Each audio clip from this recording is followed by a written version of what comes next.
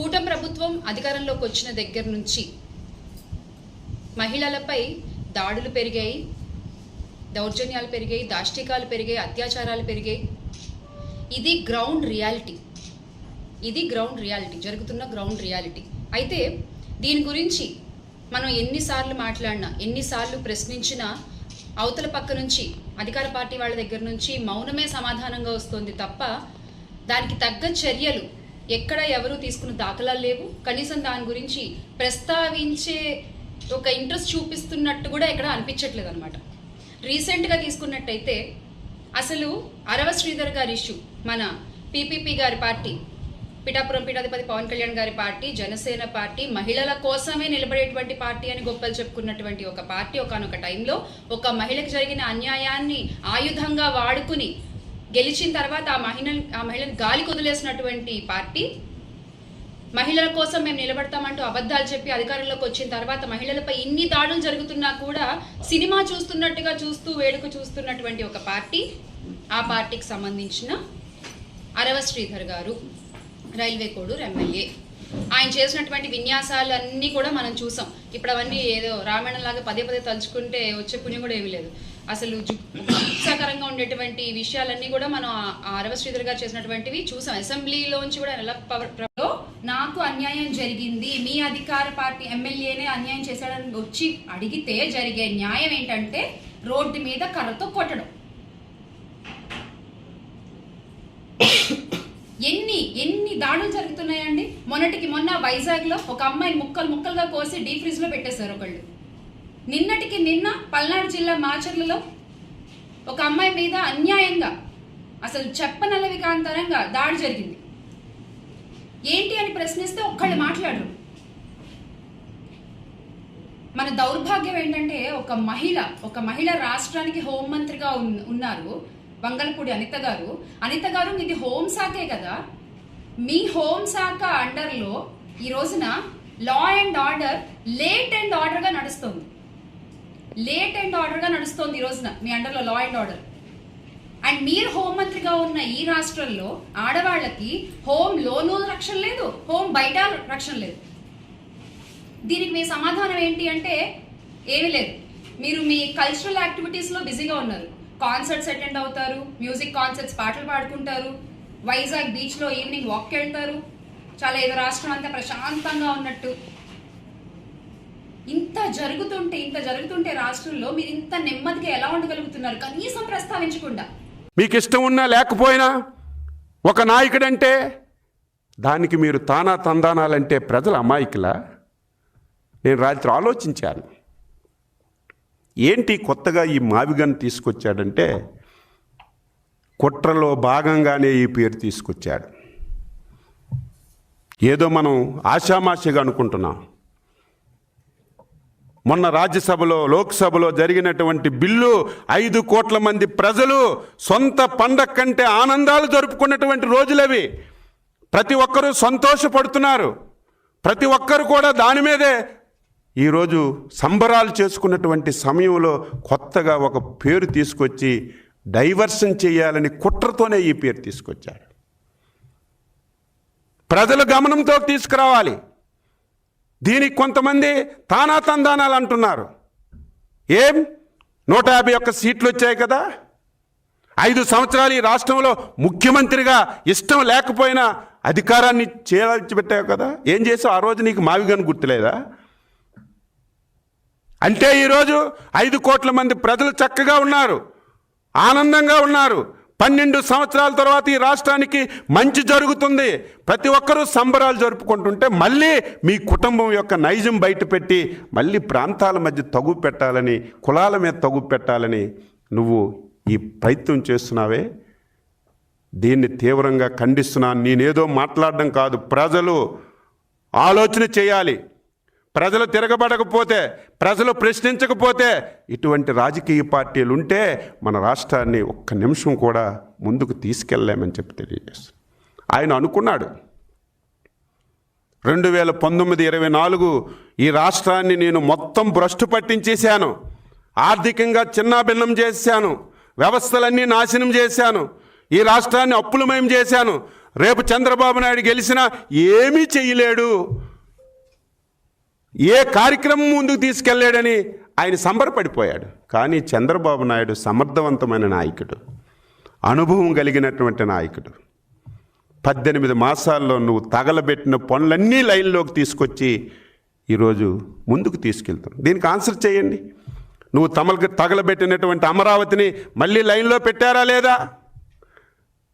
నిన్నేదో ఇది నిరంతరం జరుగుతుందంటే చంద్రబాబు నాయుడు ఇప్పుడు అవదని చెప్పి ఆయనే చెప్పారని సాక్షిలో రాశారు.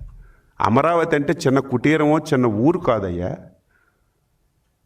ప్రపంచం ఉన్నంత వరకు, రాష్ట్రం ఉన్నంత వరకు అభివృద్ధి జరుగుతూనే ఉంది. ఈరోజు హైదరాబాద్ ఉంది.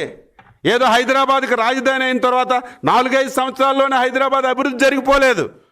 ఆ రోజు నుంచి ఈ రోజు వరకు నిరంతరం హైదరాబాదు అభివృద్ధి జరుగుతుంది, విశాలం పెరుగుతుంది. చంద్రబాబు నాయుడు గారు కూడా ఇది మొత్తం విశాలంగా అభివృద్ధి జరుగుతుందంటే దీనికి డేట్ చెప్పలేదు, ఇంత తొందరగా అవ్వదని చెప్పి మాట్లాడుతున్నాడు. ఒకసారి వెళ్ళి చూడు. నువ్వు అక్కడికి ఇక్కడికి హెలికాప్టర్లో వెళ్తావు కదా, ఒక హెలికాప్టర్ వేసుకొని అమరావతి మొత్తం తిరుగు, భూతద్దం పెట్టుకొని చూడు ఏ విధంగా అభివృద్ధి జరుగుతుందో. 18 మాసాల్లో కష్టాలున్నా ఇబ్బందులున్నా రాజధానిని ముందుకు తీసుకెళ్లాలని శరవేగంతో గాడిలో పెట్టి ముందుకు తీసుకెళ్తున్నాం. పోలవరం జీవనాడి తగలబెట్టేసి మొత్తం గోదావరిలో కలిపేశావు.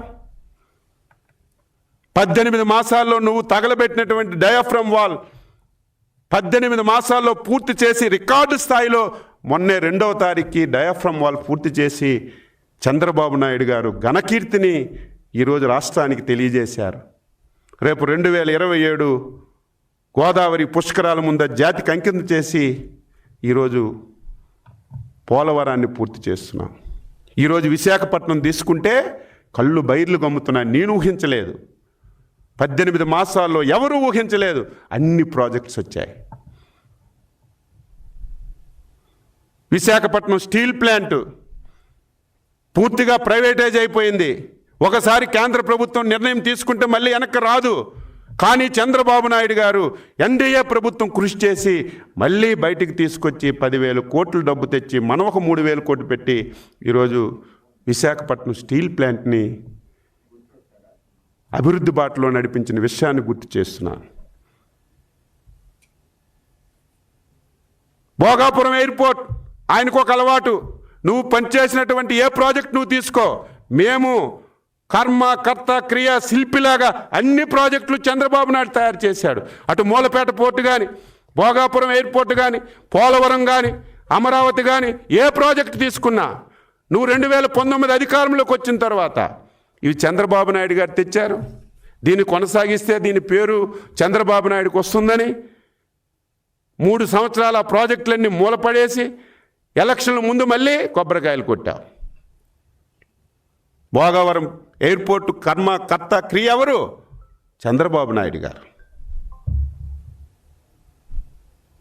ఉత్తరాంధ్రలో ఏ ప్రాజెక్టు తీసుకున్నా సరే తెలుగుదేశం ఆధ్వర్యంలో కార్యక్రమాలు జరుగుతున్నాయి. ఈరోజు రాయలసీమ తీసుకోండి,